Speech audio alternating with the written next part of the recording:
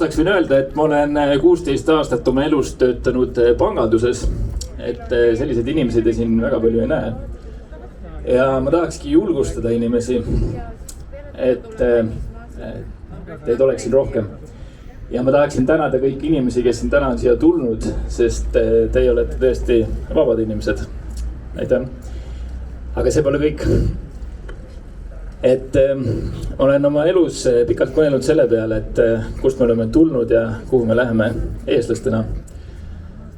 Ja arvestades kõiki neid sündmusi, mis nüüd viimase paari aasta jooksul on rullunud, siis ka sealt on mul, ma arvan, järjest rohkem sellist julgust, sisemist julgust tulnud, et midagi tuleb ette võtta.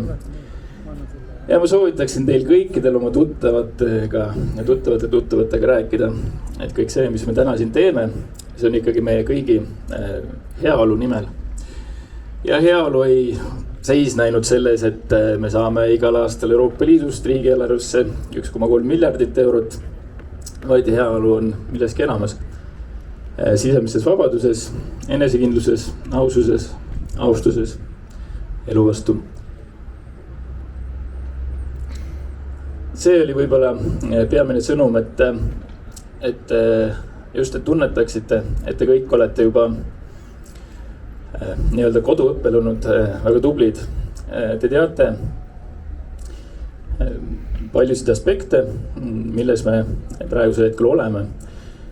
Ja oluline võib-olla, et see sõnum hakkas kõige rohkem laiali levina.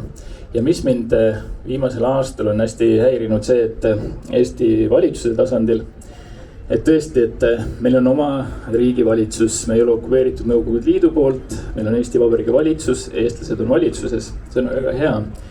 Aga nüüd, kui me otsustame mingeid asju, siis me tihtipeale vaatame kuskile lääne poole või ida poole või üle Atlandi. Aga minu meelest olulisem oleks see, et me saaksime ise otsustada oma teed. Et see on ka põhjus, miks ma siin praegult autokasti peal olen, et mõelge selle peale, et me saame ise otsustada oma teed, kuhu me liigume eestlastena. Me ei pea kellegi teise teed kordama. Aitäh!